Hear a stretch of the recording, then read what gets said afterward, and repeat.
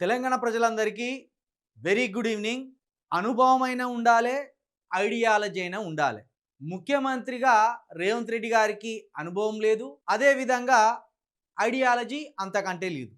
మరి దీనివల్లనేమో ఆయన ఓటమిని జీర్ణించుకోవడానికి ఇష్టపడతలేడు.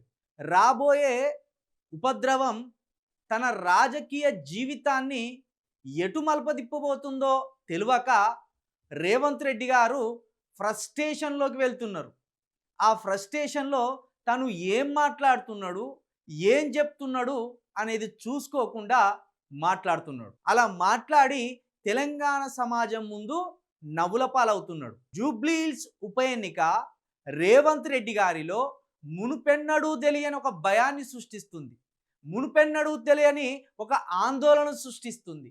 అనుకోని ఉపద్రవం తన మీదికి వచ్చి పడడం వల్ల తన పదవి ఊడిపోతుందో లేదా పూర్తిగా తన రాజకీయ జీవితమే కొలాప్స్ అవుతుందో అనే భయాందోళనలో ఉన్నాడని ప్రతిపక్షాలు ఆయనను విమర్శిస్తున్నాయి.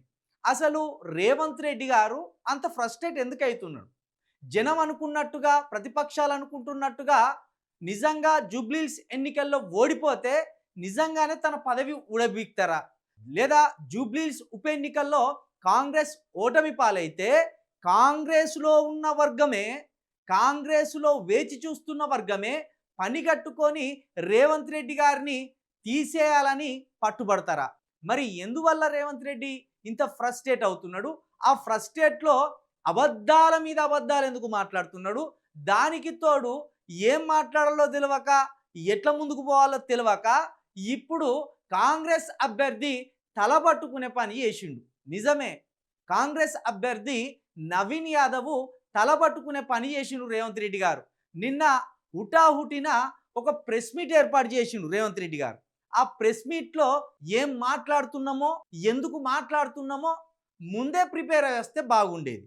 ప్రతి అంశం మీద క్షుణ్ణంగా ప్రెస్ మీట్కి ముందే ప్రిపేర్ అయ్యి వస్తే బాగుండేది. మరి ప్రిపేర్ సరిగ్గా కాలేదా? లేదు, తను ఏం చేయలేదు కాబట్టి ఏం చెప్పుకోవాలో తెలియక మాట్లాడిండా తెలియదు. కానీ ఇప్పుడు మొత్తానికి కాంగ్రెస్ అభ్యర్థి నవీన్ యాదవ్ కొంపముంచిన పని అయిపోయింది. ఇప్పటికే జూబ్లీహిల్స్లో కాంగ్రెస్ అభ్యర్థి పని అయిపోయిందని ప్రతిపక్షాలు దుమ్మెత్తిపోస్తా అంటే ఇప్పుడు స్వయంగా రేవంత్ రెడ్డి గారు బండి సంజయ్ తోటి ఉన్న ఫ్రెండ్షిప్ని ఓపెన్ చేసి ఇప్పుడు మరింత ఇబ్బందుల పాలు చేసిండు కాంగ్రెస్ పార్టీని, అదేవిధంగా కాంగ్రెస్ అభ్యర్థిని. నిన్న రేవంత్ రెడ్డి గారు ఎందుకు ప్రెస్ మీట్ ఏర్పాటు చేసిండో ఆయనకే తెలియనట్టున్నది. ప్రెస్ మీట్లో మాట్లాడుతూ ఒక మాటకు పొంతన లేకుండా మాట్లాడి దొరికిపోయిండు. నిన్న ప్రెస్ మీట్లో భాగంగా రేవంత్ రెడ్డి గారు బండి సంజయ్ తోటి తనకున్న ఫ్రెండ్షిప్ని బట్టబయలు చేసిండు. జూబ్లీహిల్స్ ఎన్నికల్లో ఇదే బండి సంజయ్ గారు మొన్న విద్వేషపూరితమైన కామెంట్ చేయడం జరిగింది. ముస్లింల మీద, ముస్లిం సమాజం మీద, హిందూ ఓటర్లను రెచ్చగొట్టడానికి, హిందూ ఓటర్లను ప్రలోభపెట్టడానికి బండి సంజయ్ గారు ఒక విధ్వంసకరమైన స్పీచ్ ఇచ్చిండు. ఆ స్పీచ్ మీద 3 రోజుల క్రితమే మనము సుమోటో కేసులు కట్టాలని ఇటు కాంగ్రెస్ ప్రభుత్వాన్ని, అదేవిధంగా ఎన్నికల సంఘాన్ని కూడా కోరడం జరిగింది. కానీ నిన్న జరిగిన ప్రెస్ మీట్లో రేవంత్ రెడ్డి గారు ఏమంటున్నారో ఒకసారి చూడండి. No, we are not going to file any cases. Why? Because political statements are political statements. When while election is going on, I cannot take serious. My point is that Bandi Sanjay has asked every Hindu has to vote Bharatiya Janata Party. 14th anyway result is going to come. They are going to freeze their deposit. అర్థమైంది కదా? రేవంత్ రెడ్డి గారట బండి సంజయ్ స్పీచ్ని ఏమాత్రం సీరియస్గా తీసుకుంటలేడట. ఎందుకంటే దోస్తు కదా, దోస్తు కాబట్టి ఏమాత్రం దాని మీద సీరియస్ యాక్షన్ ఉండదట. ఇంకా ఆయన అట్నే ఎక్కువగా విద్వేషపూరితమైన ప్రచారం చేసుకుంటూ పోయి ఆఖరికి హిందువులను రెచ్చగొడితే ఆ హిందూ ఓట్ బ్యాంకులో కొంత బీజేపీ వైపు పోతే కాంగ్రెస్ గెలుపుకు సహకరించినట్టు అవుతుందేమో అనుకొని రేవంత్ రెడ్డి గారి ఆశ. ఇట్లా అయితే దీని మీద ఒక విషయం చెప్పాలి. చిలుక ప్రవీణ్ మీద రేవంత్ రెడ్డి గారు సేమ్ ఇలాంటి కేసు పెట్టిండు. ఇట్లా మత విద్వేషపూరితమైన వ్యాఖ్యలు చేసిండని చెప్పి చిలుక ప్రవీణ్ మీద ఒక కేసు వేయించిండు. ఇంకా సిగ్గుచేటు ఏంటంటే తెలుసా, నేను రామాయణం నుండి బైబిల్ వరకు కొన్ని పాత్రల వల్ల పురుషులు మోసగించబడ్డారు అని ఒక కామెంట్ చేసిన, ఆ కామెంట్ మీద కూడా ఒక కేసు పెట్టించిండు రేవంత్ రెడ్డి గారు. అంతేకాదు పోలీస్ డిపార్ట్మెంట్ మీద గద్వాల్లో ఒక మాదిగ బిడ్డను ఎస్ఐ గారు అక్కడ కొట్టి చంపితే ఆ ఎస్ఐ గారికి ఇదే లైవ్లో నేను ఫోన్ చేసి మాట్లాడితే అదే ఎస్ఐ గారు అదే గద్వాల్ పోలీస్ స్టేషన్లో పోలీస్ డిపార్ట్మెంట్ మొత్తాన్ని చిల్క ప్రవీణ్ విమర్శించిండు. చిల్క ప్రవీణ్ కామెంట్స్ వల్ల పోలీస్ డిపార్ట్మెంట్ మొత్తం తలదించుకునే పరిస్థితి ఉన్నదని అక్కడో కేసు పెట్టించిండు గద్వాల్ల. ఇలా వివిధ రకాలైన కేసులను చిల్క ప్రవీణ్ మీద 12 పెట్టించిండు ఈ రేవంత్ రెడ్డి గారు. కానీ ఒక సమాజాన్ని మొత్తం దూషిస్తున్న, ఎన్నికల ప్రచారంలో ఇష్టానుసారంగా బండి సంజయ్ గారు మాట్లాడి విద్వేషాలు రాజేసి గొడవలకు దారి తీస్తున్నా కూడా బండి సంజయ్ మాటల్ని నేను పెద్దగా సీరియస్గా తీసుకోను, అది ఎన్నికల ప్రచారంలోకి వెళ్ళిపోతుంది, దాని మీద మేము కేసు పెట్టాము అని రేవంత్ రెడ్డి గారు అంటున్నారు. అయ్యా రేవంత్ రెడ్డి గారు, ఇదే మీ శ్రీధర్ బాబు గారు 2023 ఎన్నికల్లో సందర్భంగా ఇక్కడ ఉండి ఒక వీడియో చేసిన. ఆ వీడియో ఏంటిదంటే మంతినిలో ఒకే ఒక్క కుటుంబం శ్రీధర్ బాబు గారిది, ఆ ఒక్క కుటుంబానికి ఎస్సీ బీసీ ఎస్టీలు 40 సంవత్సరాలుగా ఎట్ల బానిసలై మీరు ఓట్లేస్తున్నారు అని ఒక్క వీడియో చేసిన. ఆ వీడియో మీద శ్రీధర్ బాబు గారు కేసు పెట్టిళ్ళు. ఆ కేసు మీద కూడా మొన్న నన్ను జైల్లో ఉంచే ప్రయత్నం చేసిండ్రు. దీన్ని బట్టి ప్రజలు అర్థం చేసుకోవాలి, ఎవరు ఇక్కడ మిలాఖాతై తెలంగాణ ప్రజలను వంచాలని చూస్తున్నారో అర్థం చేసుకోవాల్సిన సందర్భం వచ్చింది. జూబ్లీహిల్స్ ఎన్నికల్లో బీజేపీ కాంగ్రెసు 2 మిలాఖాతై జూబ్లీహిల్స్ ప్రజలను వంచాలని చూస్తున్నారనేది ఇక్కడ స్పష్టంగా అర్థమైంది. అంటే 1,00,000కు పైగా ఓటర్లున్న జూబ్లీహిల్స్లోని ముస్లింల మనోభావాలను కాంగ్రెస్ పరిగణలోకి తీసుకోవడం లేదని ఇక్కడ మనకు అర్థం చేసుకోవాలి. ఇదే కాకుండా అదే ప్రెస్ మీట్లో ముఖ్యమంత్రి గారు కమాండ్ కంట్రోల్ రూమ్, ప్రగతి భవన్, అదేవిధంగా సచివాలయం, ఈ మూడింటిని చూపించి ఎన్ని రోజులు ఓట్లు అడుగుతారా, ఇవి దేనికి పనికి వచ్చేటి, ఏమన్నా ప్రజలకు పనికి వచ్చేటియా అని ఒక కామెంట్ చేసిండు. దాని మీద కూడా ముఖ్యమంత్రి గారు ఏమన్నారో ఒకసారి చూడండి, దాని మీద కూడా మనం మాట్లాడే ప్రయత్నం చేద్దాం.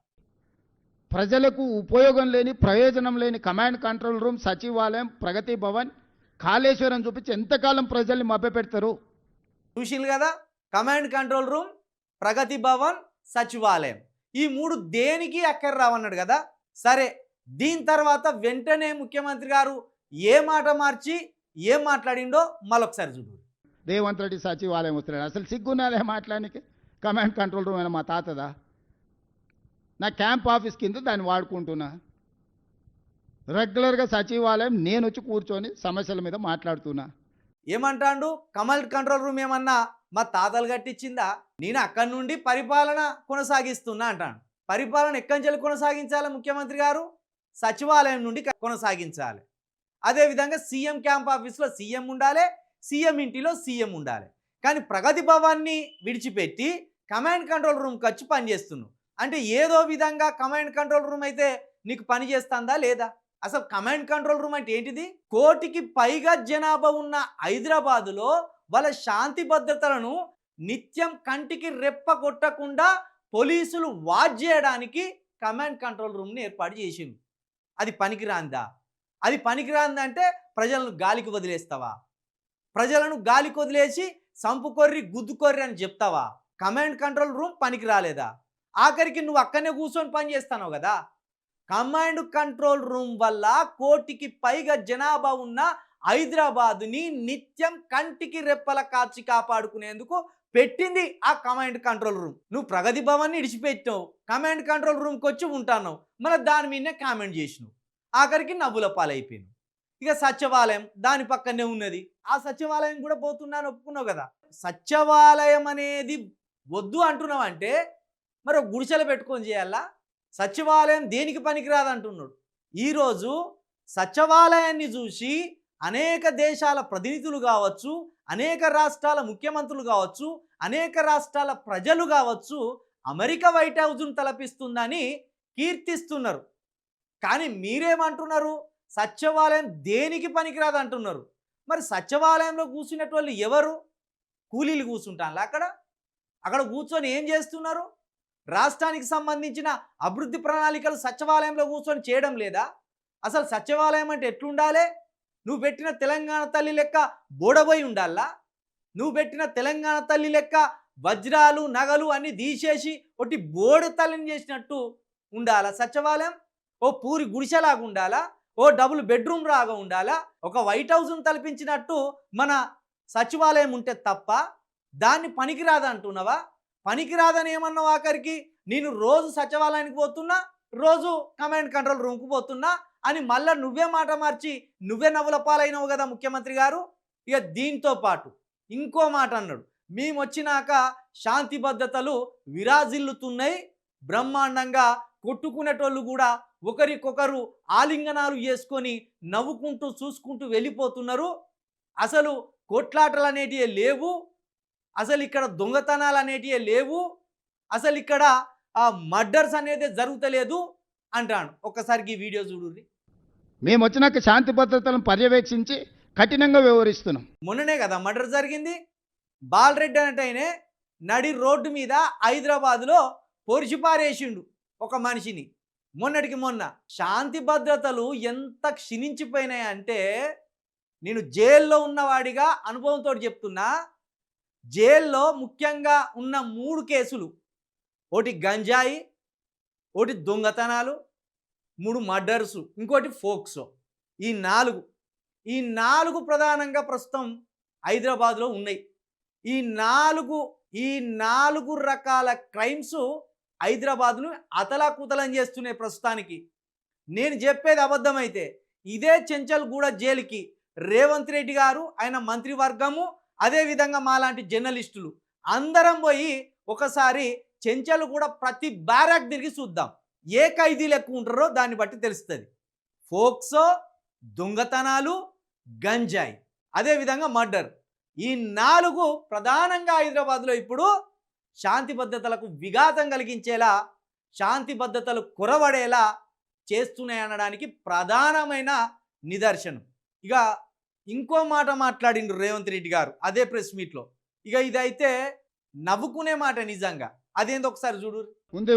ఉన్నాయి అడిగిన బట్టి గారిని అడిగిన, బాత్రూంలో కూడా బుల్లెట్ ప్రూఫ్ అద్దాలు ఉన్నాయి. బట్టి గారిని నేను అడిగిన, ఇప్పుడు తీస్తే ఇంకెక్కువ ఖర్చు అవుతుందని ఏం చేస్తలే.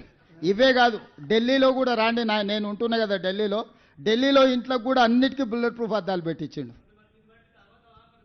నిజమే అని చెప్తున్నా నేను. దుర్వినియోగం చేసిండు. ఇప్పుడు తీస్తే ఎక్కువ ఖర్చు అవుతుంది, పెట్టడానికి ఒక ఖర్చు అయింది, ఇప్పుడు అవి తీస్తే ఇంకో ఖర్చు అవుతుంది అని తీస్తలేము. ప్రగతి భవన్ల నాట బాత్రూమ్ల కాట బుల్లెట్ ప్రూఫ్ అద్దాలు పెట్టుకున్నాడట. మరి ఒక్కసారి గా TV9కో, ఎన్టీవీకో, లేదా మీ బిగ్ టీవీకో, లేకపోతే మీరు అనుకునే జర్నలిస్టు తీన్మార్ మల్లికో, లేకపోతే ఇంకో ఎల్లికో తీసుకపోయి ఒక్కసారి చూపియరాదుర్రి. చూపించి ప్రగతి భవన్లో బాత్రూమ్లకు బుల్లెట్ ప్రూఫ్ ఎందుకయ్యా అని మేము కూడా నిలదీస్తాం. మరీ గంత అబద్ధాల. అంతేకాదు ఢిల్లీలో కూడా నాట, ఢిల్లీలో అప్పుడప్పుడు మన సీఎంలు పోయి నివాసం ఉండే అక్కడి భవన్లో కూడా బుల్లెట్ ప్రూఫ్ అద్దాలు పెట్టించిందట బాత్రూంలో. మీరు విమర్శించాలనుకుంటే మరీ ఇంత దిగజారి ప్రజలు నమ్మలేని, ప్రజలకు చూపించలేని విషయాలు చెప్పి జూబ్లీ హిల్స్లో 4 ఓట్లు వేయించుకోవాలనుకుంటే అది కుదురుతుందా ముఖ్యమంత్రి గారు? దీనివల్ల మీ ప్రభుత్వం మీరే నవ్వుల పాలవుతారు. మీరు నిరూపించలేని వాటిని, మీరు చూపించలేని వాటిని చెప్పి ఎన్ని రోజులు నవ్వుల పాలవుతారు? ఇట్లా ఎన్ని రోజులు నవ్వుల పాలు చేస్తారు ఇట్లా తెలంగాణను? ఇక ఇవ్విజాలే అన్నట్టు ఏదో కొత్త విషయం చెప్తున్నట్టు, ఆ టెక్నాలజీని రేవంత్ రెడ్డి గారే కనిపెట్టినట్టు, రేవంత్ రెడ్డి గారి దయ వల్లనే ఇక్కడికి ఆ టెక్నాలజీ వచ్చినట్టు ఇంకో మాట చెప్పి మరో విధంగా చెప్పాలైంది. అదేందో ఒకసారి చూడు. 80 ఏళ్ళ కంటే ముందు కురిసినంత అత్యధిక వర్షపాతం ఈరోజు నగరంలో కురిస్తే ఏ కాలనీలైనా ముంపుకు గురైనాయా? ఏ రోడ్లైనా జలమయమైనవా? వాటన్నిటినీ హైడ్రాన్ పెట్టి, ఒకప్పుడు చంద్రబాబు నాయుడు గారు వాటర్ హార్వెస్ట్ పిట్స్ అని తీసుకొస్తే, నేను ఇప్పుడు వాటర్ హార్వెస్టింగ్ వెల్స్ అని 10 లక్షలు 20 లక్షల లీటర్ల నీళ్లను రోడ్ల మధ్యలోనే పెద్ద పెద్ద బావులు తయారు చేసి భూమిలో నీళ్లు ఇంకిపోయేటట్టు చేసి, రోడ్ల మీదకి వచ్చే నీళ్లను భూమిలో పెద్ద బావులు తవ్వి దాంట్లలో నిల్వ చేసి భూమి గుంజుకునేటట్టు చేసినయాలి నేను. ఒక వాటర్ హార్వెస్టింగ్ అంటే ఏంటిది? నీళ్లను భూమిలోకి ఇంకిపోవడానికి చేసే ఒక ప్రయత్నం, ఒక టెక్నాలజీ. దాన్ని చెప్పడంలో కూడా చెప్పరాక నవ్వుల పాలవుతున్నాడు ముఖ్యమంత్రి గారు. వాటర్ హార్వెస్టింగ్ వాల్స్ అని పెట్టిండ్లట కాంగ్రెస్ ప్రభుత్వంలో ఇప్పుడు. మరి ఎన్ని దిక్కుల ఆ బావులు తవ్విచ్చిండ్రు మీరు? భూగర్భంలో బావులు తవ్విచ్చిండ్లట. బావులు తవ్వితే అసలే బావిలోకి వెళ్ళి నీళ్లు ఊరుతాయి. మళ్ళీ ఈ అనుకోని వరద వచ్చి మళ్ళా ఆ బావిలో పడితే మళ్ళీ హైదరాబాద్ అంతా సముద్రాన్ని తలపిస్తుందా? అందుకేనా నువ్వు హైదరాబాద్లో సముద్రాన్ని చేస్తానని చెప్పింది? ఈ విధంగానేనా? వాటర్ హార్వెస్టింగ్ వెల్స్ అనేటివి భూమిలోకి నీటిని ఇంకడానికి చేసే ఒక టెక్నాలజీ. వాటర్ హార్వెస్టింగ్ వెల్స్ అన్నారు. ఈ వెల్స్ అనేటివి కొన్ని గుంతలు మాత్రమే. అవి బాయిల రేంజ్లో తీస్తే ఆగమైపోతుంది హైదరాబాద్. దానికంటే కూడా మోనో టెక్నాలజీ రోడ్స్ వేస్తే బెటర్. రష్యా లాంటి అభివృద్ధి చెందిన దేశాలలో మోనో టెక్నాలజీ రోడ్స్ను ఉపయోగిస్తారు. కొన్ని లక్షల లీటర్ల వర్షం కొట్టిన, అంత నీళ్ళు వచ్చిన, వర్షం పడ్డ అర్ధగంటలోపే ఆ మోనో టెక్నాలజీ రోడ్లు వాటిని గుంజుకుంటాయి. ఆ ప్రయత్నాలు చేయరాదండి? ఈరోజు నేను ఏం అడుగుతున్నా? ఒక ఓటు అడుగుతున్నా. ఇవన్నీ మాట్లాడి ఏమంటున్నాడు ఆఖరికి? అమాయకుడిలాగా నేను ఏం అడుగుతున్నా, ఒక్క ఓటు అడుగుతున్నా అంటాడు. గా ఒక్క ఓటు వేసినందుకే కదా తెలంగాణకు గిన్ని కష్టాలు వచ్చి పడ్డాయి.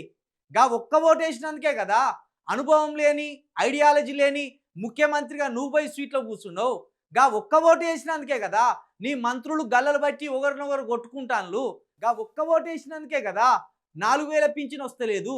గా ఒక్క ఓటు వేసినందుకే కదా తులం బంగారం ఇవ్వలేదు. గా ఒక్క ఓటు వేసినందుకే కదా కరెంటు కష్టాలు దాపురించినాయి. గా ఒక్క ఓటు వేసినందుకే కదా రైతు బంధు అందరికీ వచ్చేది కొందరికే వచ్చింది. గా ఒక్క ఓటు వేసినందుకే కదా యూట్యూబర్లు అంతా కలిసి నిన్ను సీఎం కుర్చీ మీద కూర్చోబెడితే ఈ యూట్యూబర్లను, ఆ జర్నలిస్టులను అందరిని కలిసి తన్నుతా అంటున్నది. గా ఒక్క ఓటు వేసినందుకే కదా నీ ఇష్టానుసారంగా ఎవరి మీద పడితే వారి మీద కేసులు పెట్టి వాళ్ళ వాళ్ళను ఇబ్బందులు పాలు చేసి వాళ్ళ కుటుంబాలను రోడ్డు మీదకి దేవాలనుకుంటున్నది. మళ్ళీ అమాయకుడి లెక్క ఒక్క ఓటు వేయండి, నేను ఒక్క ఓటే అడుగుతున్నా కదా అంటున్నావు. ఆ ఒక్క ఓటు విలువేంటిది? అధికారం కాదా అని ఈ సందర్భంగా చిలక ప్రవీణ్గా నేను ప్రశ్నిస్తున్నా. కాబట్టి జూబ్లీ హిల్స్ ఓటర్లారా, మీరు మోసపోకండి. ముఖ్యమంత్రి గారి మాటల్లో ఈ సమంతా కూడా నిజం లేదు. మీరు ప్రలోభపడకండి. ముఖ్యమంత్రి గారు చెప్తున్న విషయాలు ఏవి కూడా నిజం కాదు. ఈరోజు తెలంగాణ అనుభవిస్తున్న కష్టాలకు ఖచ్చితంగా కాంగ్రెస్ ప్రభుత్వము, రేవంత్ రెడ్డి గారే బాధ్యులు అనేది జూబ్లీ హిల్స్ నియోజకవర్గ ప్రజలు మర్చిపోవద్దు, తెలంగాణ ప్రజలు కూడా మర్చిపోవద్దు. అదేవిధంగా ఇక్కడ పెట్టిన టైటిల్ ప్రకారం రేవంత్ రెడ్డి గారికి, బండి సంజయ్ గారికి ఎలాంటి ఫ్రెండ్షిప్ ఉన్నది? ఆ ఫ్రెండ్షిప్ వల్లనే బండి సంజయ్ గారు ఎంత విద్వేషపూరితమైన మాటలు మాట్లాడినా ఆయన మీద కేసులు ఉండవు. కానీ చిలక ప్రవీణ్ లాంటి జర్నలిస్టుల మీద మాత్రం ఎప్పటికప్పుడు కేసులు పెట్టి జైళ్లకు పంపి కక్ష తీర్చుకునే ప్రయత్నం చేస్తున్నారు.